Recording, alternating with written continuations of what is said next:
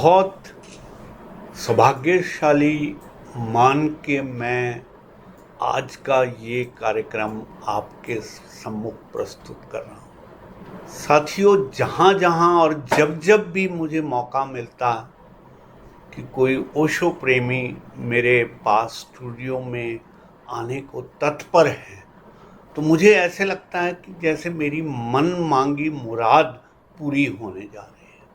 आप सब रेनू किट्टू जी से परिचित हैं, कारण हमारे इनिशियल स्टूडियो के दिनों में ओशो पर जितनी भी वार्ताएं रही हैं उसमें रेनू किट्टू जी का विशेष योगदान रहा है। बहुत से ऐसे साधक भी आप हमारे स्टूडियो में लाए हैं जिनके साथ मिलकर हमने ओशो पर वार्ता की है। साथियों, मेरा ये मानना है कि हम लोग प्रिविलेज लोग हैं जो उस युग में पैदा हुए जिसमें ओशो जैसे संत महापुरुष पैदा हुए, और सच बात है उनके ऊपर जितनी भी बातचीत की जाए वो कम है।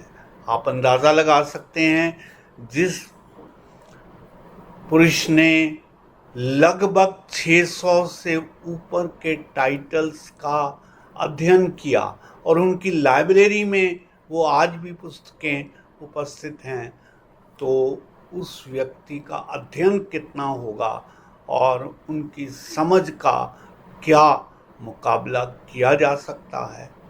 तो आज फिर हमें एक अवसर मिला जिसमें हमारे पास एक हमारे साथी कमलजीत सिंह, जिन्होंने इस पुस्तक का निर्माण भी किया है, और साथ साथ आप सब परिचित होंगे कि साधना पथ जो एक रेगुलर मैगज़ीन निकला करती थी, उसके इस इशू का संपादन जो है वो भी कमलजीत जी ने किया है। तो आइए कमलजीत जी के यहाँ आने का जो सौभाग्य हमें मिला है, और इस सौभाग्य को लाने का श्रेय जो है हमारी अपनी साथी को जाता है। हम सब मिलकर ओशो के ऊपर बात करेंगे, कमलजीत के और जो अलग अलग विभिन्न कार्य हैं उनके ऊपर बात करेंगे। तो रेनू जी, मैं आपसे गुजारिश करूंगा कि आप शुरुआत करें और कमलजीत जी के बारे में थोड़ी बात भी बताएं। कमल जी, आपका बहुत बहुत स्वागत है। और गंभीर सर का तो सानिध्य प्राप्त करने के लिए हमेशा ही तत्पर रही हूँ और एक आवाज़ पर चली आती हूँ, वक्त बेवक्त भी आ जाती हूँ, और उतने ही प्रेम और स्नेह देते हैं ये सब बच्चे भी, आरजेस भी, और सर का तो कहना ही क्या है।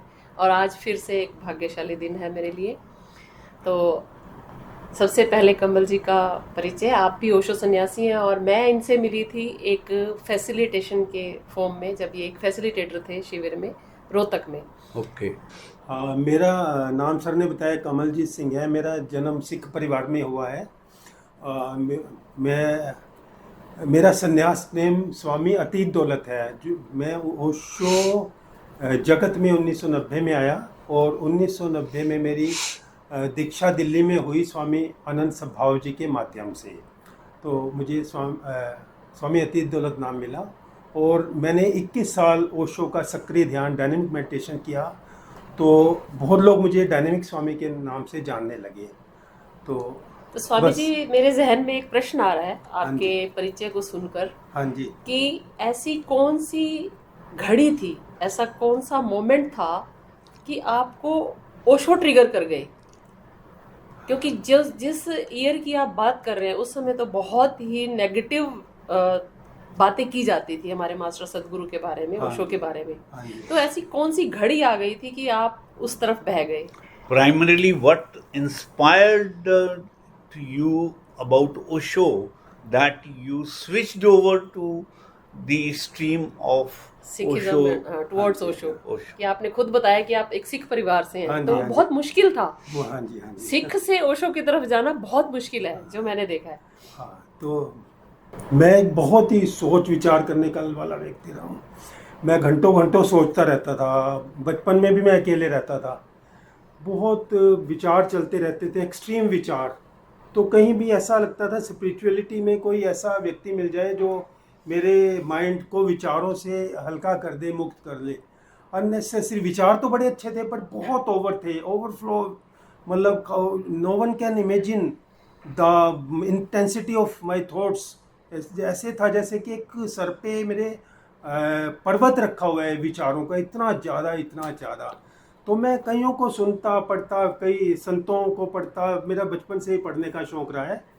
तो संतों महात्माओं को मेरा ख्याल शायद कोई भी ऐसा नहीं है जिससे ना मैंने पढ़ा हो या जिसकी पुस्तक मेरे पास ना हो, ऐसा शायद कोई भी नहीं। तो ऐसे ही सरिता मैगजीन भी मैं पढ़ता था। तो ओशो की प्रति पूरा नेगेटिव विचार थे कि ओशो के खिलाफ इतना नेगेटिव पढ़ा, अखबारों में, मैगजीन्स में, हर जगह नेगेटिव ही पढ़ने को मिलता था। मेरे दिमाग में ये आता था कि ये सबसे ज़्यादा बड़ा फ्रॉड है ना, ये रजनीश है, ओशो है, ये सबसे बड़ा दुनिया का फ्रॉड। तो इसको मैं, हालांकि ओशो जब जीवित थे 1987 के आसपास, मैंने साधना पथ किताब भी खरीदी, बड़ी अच्छी लगी थी मुझे, मैंने पढ़ी थोड़ी बहुत। तो परंतु कहीं ना कहीं अंदर से खिंचाव था कि इनको और जानूं गहराई में, बट वो किताब रख के साइड में रख दी। और 1990 में जब पता लगा कि ओशो ने शरीर छोड़ दिया पूना में, तो उसकी खबरें पढ़ी मैंने, तो पता लगा कि लोग नाचे, गाए, हंसे। मैंने कहा ये हंसने, गाने, नाचने वाला ये कैसा संत था, समझ नहीं आ रहा कुछ। तो मुझे आकर्षण बढ़ता गया। तो उन्हीं दिनों एक CBS कंपनी की ने कैसेट्स रिलीज़ की, जिसकी advertisement 1/4 page of Times of India में मैंने पढ़ी। उसमें था कि outrageous, outspoken, out now on CBS cassettes. मुझे आकर्षित किया कि आउटरेजस क्या है, आउटस्पोकन क्या है, देखो इनको भी सुनो। कभी ढंग से सुना तो था नहीं। तो मार्केट में कैसेट्स अवेलेबल थी हर जगह। तो मैं उसी दिन, जिस दिन ऐड पड़ी, मैं कैसेट लेने मार्केट चला गया। उसमें टाइटल में छांट के मुझे खुमारी टाइटल पसंद आया, तो मैं टाइटल घर लाया। तो उनकी आवाज़ में इतना सम्मोहन, इतना जादू, मैं तो मतलब किसी और ही दुनिया में चला गया। उनकी बातों में भी इतनी सच्चाई और गहराई। मैं मतलब उस कैसेट को, उस ऑडियो उनकी बार बार मैं सुनता रहा। जैसे उस दिन शाम को सुना, फिर अगले दिन फिर कई बार सुनता रहा। मैं बोर ही नहीं हुआ। एक आप एक प्रवचन आप कितनी बार सुन सकते हो, but I have heard it many times, many days. बार बार मैं तो इतना दीवाना हो गया, यार ये क्या, इनको तो मैंने मिस कर दिया। इतनी गहराई है इनकी आवाज़ में, इतनी गहराई है इनकी बातों में, इतनी सच्चाई है, मैं तो मिस कर दिया है। तो मैं तो बाकी अखबारों और मैगजीनों की बातों में आ गया, शायद खुद अपनी सर्च की होती। तो उसके बाद और ओशो के करीब जाता रहा। तो और फिर दीक्षित भी ली। और आज भी ओशो का चार्म आज भी मेरे जीवन में है। और उसके बाद मुझे ध्यान करने से, विचारों से भी मुक्ति मिलती गई। मैं कंफर्टेबल होता रहा और हर चीज़ में आनंद लेने की कला आ गई, प्रेजेंट में रहने की कला आ गई, क्षण क्षण। और दूसरे सबसे बड़ी चीज़ जो मेरे अंदर आई, अब हर व्यक्ति के अंदर मैं एक अलग ही क्वालिटी देखता हूँ, एक अलग ही, क्योंकि मैंने ओशो के प्रति इतनी नेगेटिविटी थी, तो अंदर इसलिए पता कुछ लगा कि कुछ हो रही है। अब ऐसे और लोगों में भी मैं देखता हूँ कि इनको करीब से जानूँ। बहुत लोगों की प्रति नेगेटिविटी लोग कहते हैं, पर मैं उनको करीब से जानने की कोशिश करता हूँ। तो सब में एक यूनिक क्वालिटी मुझे दिखाई देने लग गई। तो ये ओशो का ही चमत्कार था। तो जी मुझे ये बताएं कि जब आपको ओशो के प्रति प्रेम उमड़ा और नेगेटिविटी वाली बात ख़त्म हो गई, ये उनके शरीर छोड़ने के बाद हुआ सारा? हाँ जी, ये शरीर छोड़ने के बाद हुआ। 1990 में जब शरीर छोड़ा तो मुझे पता लगा कि ओशो ने शरीर छोड़ दिया। जैसे कोई फिलोसफर या कोई फेमस व्यक्ति मरता, तो उनके बारे में मैं पढ़ने का एक शौकीन रहा था कि उनकी डिटेल पढ़ता था मैं। तो ओशो के बारे में पढ़ा तो बड़ा प्रभावित हुआ। तो ये शरीर छोड़ने के बाद ही हुआ।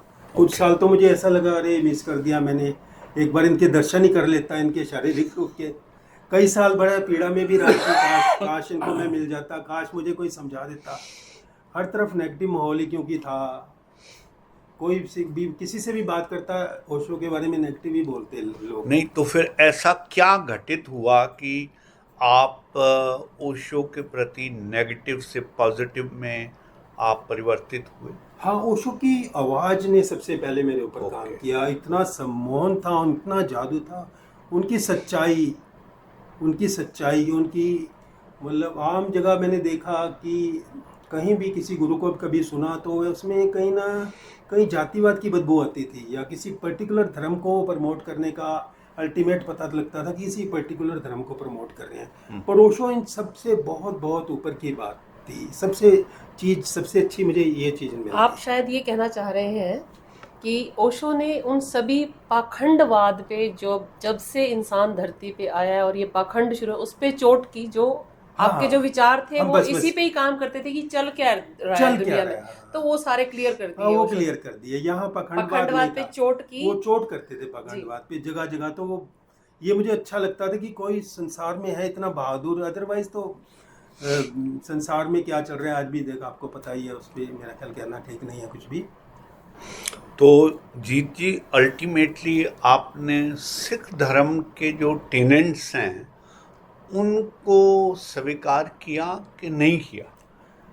हाँ, सिख धर्म में मेरा जन्म हुआ, परंतु हमारे फादर ऑर्थोडॉक्स नहीं थे। वो बड़े वो थे, लिबरल टाइप के थे। वो कभी हम पे उन्होंने कोई भी चीज़ ऐसा फोर्स नहीं की। वो पूरा हम कि कई जगह तो बड़े स्ट्रिक्ट लोग होते हैं कि ऐसे ही अब करना है, वो करना है, नहीं। उनका ऐसा ऑर्थोडॉक्स नहीं थे। उन्होंने कुछ भी हम पे थोपा नहीं कभी भी। ये सबसे अच्छा हमारे साथ बात रही और इजी रहा। तो ओशो के जो नानक के ऊपर वाणी है वो भी सुनने का आपको इत्फाक हुआ कि नहीं? हाँ जी, मैंने पूरी नानक वाणी एक सुनी। ओंकार सतनाम। हाँ, एक ओंकार सतनाम बहुत ही अच्छी ओशो के बहुत ही गहरे प्रवचन है। तो मुझे लगता है कि कोई भी सिख गुरु इतनी मतलब आजकल के जो सिख प्रचारक हैं वो भी इतना नहीं गहराई से समझते जितना ओशो एक नानक के बारे में समझते हैं। और बाद में पता लगा कि जितने जो भी अच्छा प्रवचन दे रहे हैं सिख धर्म के जो प्रचारक हैं ना, वो सब ओशो को पढ़ते हैं। तो कईयों ने स्वीकारते भी हैं कई लोग, और कई उनका नाम लेते हैं कि ओशो ने जितना अच्छा नानक पे बोला है या जपजी साहब पर बोला है शायद किसी ने नहीं बोला। ये खुद भी वो मानते हैं। ठीक।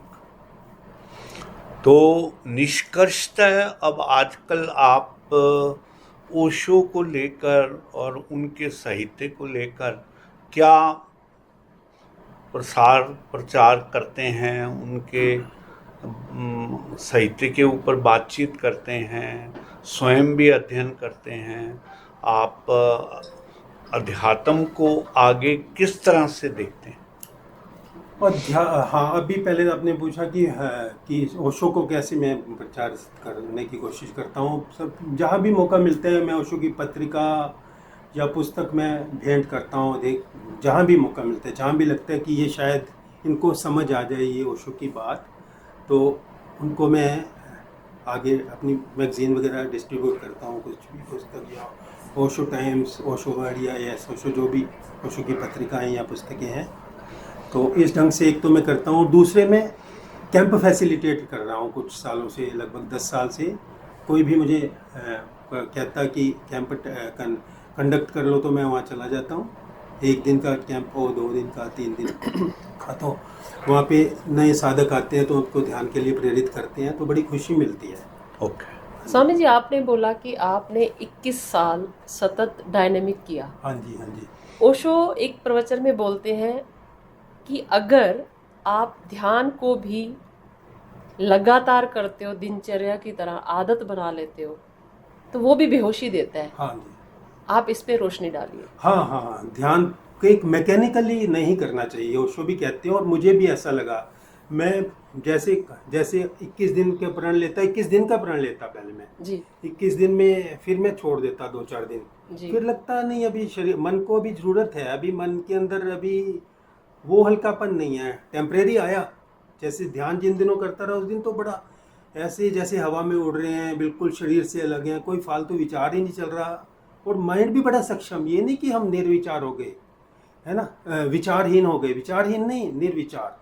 एक तो विचारहीन तो क्षमता ही नहीं होती विचार करने की, विचार की करने की क्षमता तो थी, बट इतना कंफर्टेबल माइंड और इतना सक्षम माइंड का मैंने एक्सपीरियंस किया। हाँ, और इसके अलावा जो मैकेनिज्म की बात है कि हाँ कंटिन्यूस आप करते रहो ना, मैकेनिकल माइंड हो जाता है और बॉडी मैकेनिकल, वो फिर काम नहीं करता। तो इसके कारण फिर मैं थोड़े दिन छोड़ देता था, छोड़ के फिर थोड़े दिन छोड़ के फिर करता था। यानी आप ये कहना चाहते हैं कि हम सोसाइटी में रहते हैं और सतत हम पर घरों में भी रहते हैं, हाँ हम जी। परिवार भी चलाने हैं हमने, हाँ हाँ तो हम पे, हमारी आत्मा पे ध्यान हम करते हैं आत्मा की खुराक के हाँ कारण, जी, हाँ जी, कि हमारी आत्मा की खुराक है वो, परमात्मा से मिलने का रास्ता है वो। बिल्कुल बिल्कुल। तो परिवार और समाज के कारण धूल चढ़ती है, जिसे आप झाड़ने के लिए फिर आप बस, प्रयोग करते हो हाँ डायनेमिक हाँ, का। ये आपने सही जी कहा। जी क्योंकि बाहर संसार में या घरेलू भी माहौल ऐसा मिलता है कि आपको एक बड़े गहरे तनाव में चले जाते हैं। ऐसी परिस्थितियाँ होती हैं घर में भी बाहर में भी, बड़ा आप झल्ला उठते हो, तो उसके लिए बड़ा मुश्किल है।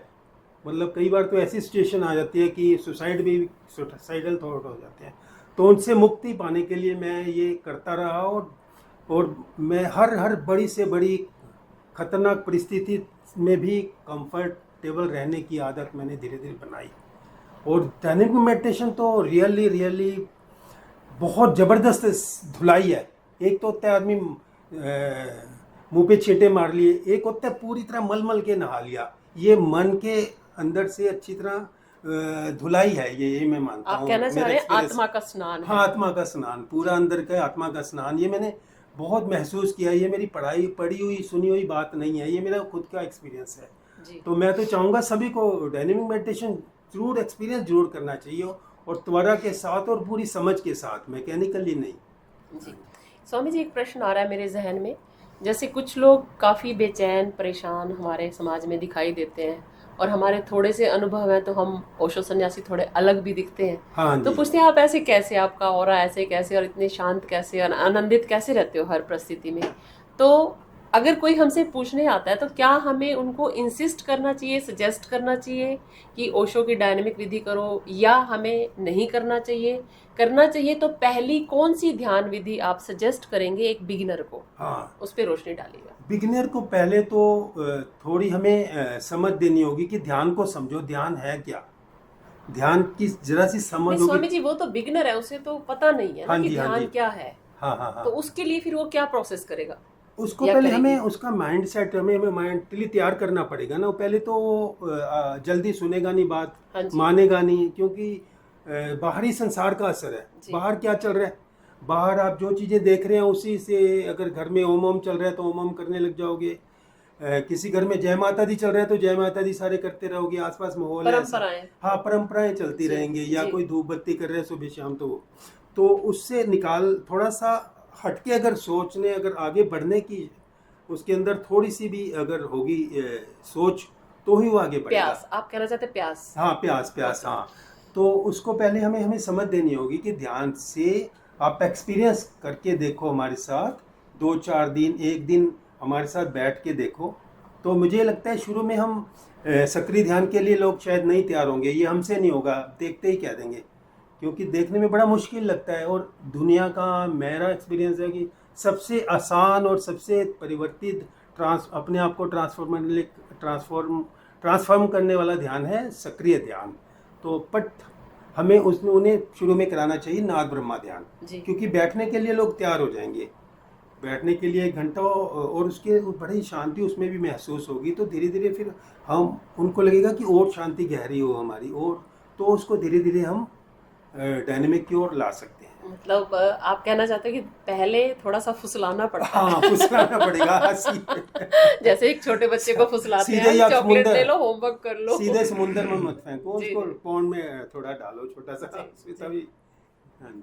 तो इसके अतिरिक्त भी आपने कुछ पुस्तकें लिखी हैं, जैसे ये अनसुनी फरियाद है, इसमें क्या मैसेज आप देना चाहते हैं? ये अनसुनी फरियाद, इसको लिखने में मुझे 40 साल लगे हैं।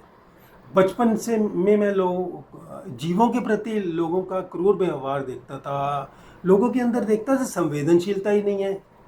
मैं कुत्तों के पीछे पत्थर मार रहे हैं, एक बेचारा शरीफ कुत्ता कुछ नहीं कह रहा, उसके पीछे पत्थर मार रहे हैं, लाठियाँ मार रहे हैं, और बड़ा दुख होता था जब वहाँ पे बड़े बुजुर्ग भी उनको मना नहीं कर रहे, वो देख रहे हैं बस ऐसे मूक दर्शन। मुझे बड़ा अंदर से रोष होता था, मेरे अंदर साहस नहीं था कि मैं जाके अपोज करूं। फिर और बहुत सारी ऐसी चीज़ें मैंने देखी, गाय के साथ अत्याचार लोगों के करते हुए देखे। और ये कसाई की दुकानों के बाहर, पहले शुरू में कसाई की दुकान के बाहर ही वो बकरा या कुछ काट लेते थे जानवर, ये मैंने देखा। और सिर कट के बाहर सजा देते थे, पता नहीं लोग संवेदनशील ने वहीं पे औरतें भी खरीदनी हैं। मैं सोचता था कि औरतें संवेदनशील नहीं है, मुझे बड़ा दुर्द होता था कि औरतें संवेदनशील होती होंगी, पर देखा नहीं, औरतें भी वही चटकारे ले लेके मांस खा रही हैं। बड़ा अंदर से बड़ा लगता था। खैर सबकी अपनी अपनी समझ है, मुझे अंदर से ऐसा लगता था, मैं अपनी बता रहा हूँ, तो बड़ा दुख होता था। फिर मेरे दिल में ये आया कि मैं लोगों को चिल्ला चिल्ला के बोलूँ, थोड़ा संवेदनशील बोलूँ कि किस तरह जानवर को पीड़ा होती होगी, कितना दर्द होता होगा, उसके पत्थर लगता है या उसके गले पे छुरा चलता है? तो बड़ा ऐसे मतलब चिल्ला चिल्ला के मैं कहना चाहता था, नहीं कह पाता था। फिर मेरे 14 साल की उम्र में फिर मेरे दिल में गहराई से ख्याल आया, क्योंकि पुस्तकों के प्रति आकर्षण था कि एक कलम में बहुत ताकत होती है, कलम दुनिया बदल सकती है। तो ये ख्याल मेरे अंदर बार बार विचार चलते कि कलम आपकी दुनिया बदल सकती है। फिर एक गांधी जी का वो भी बड़ा अच्छा लगता था कि जो बदलाव तुम दुनिया में चाहते हो अपने साथ करो, है अपने से शुरू करो।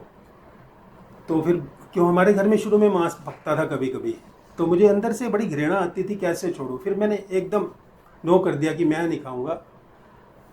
कभी कभी बनता था, खैर रोज नहीं। फिर और लकीली बात क्या हुई, मेरी माँ राधा स्वामी हो गई थोड़े दिन बाद, तो हमारा काम और आसान हो गया, तो घर में मांस आना ख़त्म ही हो गया।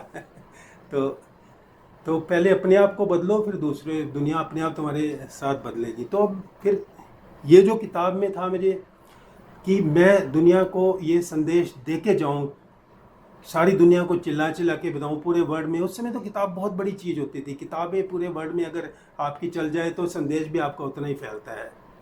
तो ये संदेश फिर मैंने 40 साल पूरे लगे इस किताब को लिखने में। मैं कहीं भी इसका पॉजिटिव नेगेटिव ओशो जानवरों के प्रति क्रूरता है या किसी ने जानवर का भला किया, वो मैं सारी क्लिपिंग रख लेता, या अखबार पत्रिका किताब अपने संभाल के रखता। उनको फिर धीरे धीरे मैं राइटिंग का रूप रफ लिखता रहा, वो सारे टिप्स लिखता रहा, ये पॉइंट्स लिखता रहा, धीरे धीरे इनको इम्प्रूव करता। फिर लेसन प्लान बनाए मैंने, धीरे धीरे 21 लेसन प्लान्स बनाए और धीरे धीरे इम्प्रूव किए। और ऑथेंटिक सारी हर बात एक इसमें ऑथेंटिक है, ऐसे कुछ भी नहीं लिखा गया।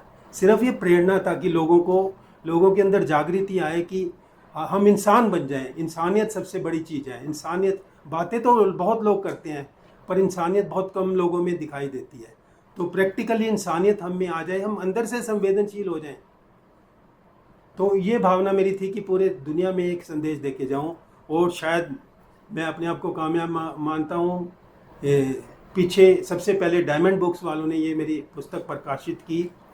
उसके बाद 2-4 साल बाद कुछ लोगों ने बहुत प्रेरित किया, मुझे सम्मानित किया जगह जगह। और animal welfare society of India Delhi ने मुझे आमंत्रित किया, उन्होंने सम्मानित भी किया, और मेरी इस पुस्तक की 1000 प्रतियाँ छपवा के बहुत लोगों में मुफ्त बांटी। ये मेरा बहुत बड़ी सक्सेस आज मैं मानता हूँ। और भी लोगों को, मैं बहुत लोगों को ये फ्री गिफ्ट भी करता हूँ, और कुछ लोग मुझे सहयोग भी करते हैं। तो मैं चाहूँगा ये पुस्तक सभी लोग पढ़ें। मेरे से भी मंगवा सकते हैं आप लोग, या इंटरनेट पे आप डायमंड बुक से भी मंगवा सकते हैं। स्वामी जी, अगला प्रश्न ये है मेरा, आपने जैसा कि कहा, पहले तो मैं आपको बधाई देती हूँ आपकी पुस्तक के लिए, और जो आपको कॉम्प्लीमेंट्स मिले 1000 प्रतियों वाला जो आपने बोला, उसके लिए आप बधाई के पात्र हैं वाकई, और आपको हार्दिक बधाई देती हूँ मैं। आपने पुस्तक लिखी जागृति के लिए। मेरा सवाल ये है कि प्रैक्टिकली आपने पशु प्रेम में क्या क्या काम किया है? हाँ, मैं इसको पशु प्रेम नहीं बोलूँगा, मैं पशु प्रेमी नहीं हूँ। पशु के प्रति हम कम से कम संवेदनशील, क्रूएल ना हो, क्रूरता हमारे अंदर नहीं होनी चाहिए। अब बहुत सारे पशु हैं बेचारे बरसात में मरते हैं, या कहीं जहाँ नहीं, बहुत सारी जगहें ऐसी जहाँ पशु बेचारे प्राणी, कहीं किसी का घोंसला टूट गया, हम कुछ नहीं कर सकते, है ना। तो अपनी तरफ से पर क्रूरता मत करें। अब जैसे आजकल बड़े कुछ नेता अपने स्वार्थों के कारण कह रहे हैं कि कुत्ते को भूखा रखो, कुत्ते को खाना खिलाने के ऊपर लड़ाई हो रही है। बड़ी बड़ी शर्मनाक बात है कि कुत्ते को खाना खिलाना पाप हो गया। आप रिक्वेस्ट कर सकते हो यहाँ नहीं यहाँ खिलाओ। और अब तो ऐसे हर मोहल्ले में एक दुश्मन पैदा हो गए कि कुत्तों को खाना खिलाने वालों के प्रति एक कुछ लोग पैदा हो गए, वो खाना खिलाने के लिए लड़ने मरने शुरू हो गए। बताओ, और एनिमल्स जो बेचारे एनिमल्स की सेवा करते हैं उनको एक क्रिमिनल की तरह एक प्रेजेंट किया जा रहा है मीडिया के माध्यम से आजकल। ये बड़ी दुख की बात है। कृपया संवेदनशील बने, जागें। क्या हो रहा है, ये क्या हो रहा है। कोई उस दुनिया का सबसे वफादार प्राणी है कुत्ता, और उसकी पॉजिटिव कई जगह लोगों की जान बचाता है कुत्ता। और कुत्ते से वफादार आप एक रोटी खिलाओगे वो कभी आपको भूलेगा नहीं। ये काटने वाले केस होते हैं, ये सिर्फ भूखे कुत्ते करते हैं, या अग्रेसिव जिनको आप टॉर्चर कर रहे हो वो काटते हैं। और रेयर कुत्ता काटता भी है, ऐसा नहीं है मैं कि। तो ऐसे तो इंसान कितने बलात्कार कर रहे हैं, कितने इंसान बलात्कार क्यों। तो सारे इंसान से क्या सारे आदमी खतरनाक हो गए, सारे आदमियों को मार दिया जाए या सारों को पौंड में डाल दिया जाए। तो थोड़ा, क्योंकि वो जानवर है, कुछ भी ना उससे वोट मिलने हैं किसी को, है ये बात सही है। हाँ, ना वोट मिलने हैं, उसकी करुणा का क्या फायदा भैया, अपना स्वार्थ सिद्ध करते रहो। तो हाँ, मैं जो अपना बता रहा हूँ, मैं अब जहाँ भी कोई मैं डेली कुछ ना कुछ जीवों को सेवा करता हूँ, खाना खिलाता हूँ, जैसा भी मौका मिलता है, या कभी एक्सीडेंटल कभी मिल जाए तो कोशिश रहती है कि उसको मैं कहीं अस्पताल छोड़ूं या इलाज करा लूँ, है ना जी। और हाँ, नहीं तो कम से कम अगर जितना सारे तो नहीं हम कर सकते, थोड़ा बहुत इक्का दुक्का हम कभी बीच में मुकल, तो कम से कम हम क्रूर ना बने, खुद ऐसी कृष्टियेशन ना कराए। अब कोई जानवर भूखा मर रहा है, कोई गाय या कोई भी है ना, तो कई जगह हमें पता भी नहीं चलता, और पता चलता है कई बार हम जल्दी में होते हैं। कम से कम वो तो चलो परिस्थिति सिचुएशन और कुदरत पे छोड़ दो उसको, हम कम से कम हम खुद अत्याचारी ना बने, खुद उनका मुंह से खाना ना खींचें जी, है ना, और ये उनको मारे मत, बेमतलब मत मारे। अब सूअर को इतने बुरी तरह टॉर्चर किया जाता है, मैंने बचपन में देखा, सूअर के एनस में एक लोहे का भाला फंसा दिया जाता है जिंदा में, और उसके मुंह से आर पार करवा दिया जाता है, उसको फिर जिंदा मतलब उसको काटा जाता है। मतलब इतनी शर्मनाक बातें, और इस पर कोई विरोध ही नहीं करता। आज तक ये चल रहा है, परंपरा चल रही है, किसी को कोई दिक्कत नहीं है, क्योंकि खुद को हो तो पता लगे ना। हम इतने, वो भी हमारी तरह जानवर है, हम 2 टांग वाले जानवर हैं, वो 4 टांग वाले जानवर हैं, फर्क कितना ही है। उनका दिमाग उनका भी है, संवेदनशीलता उनके भी है ना।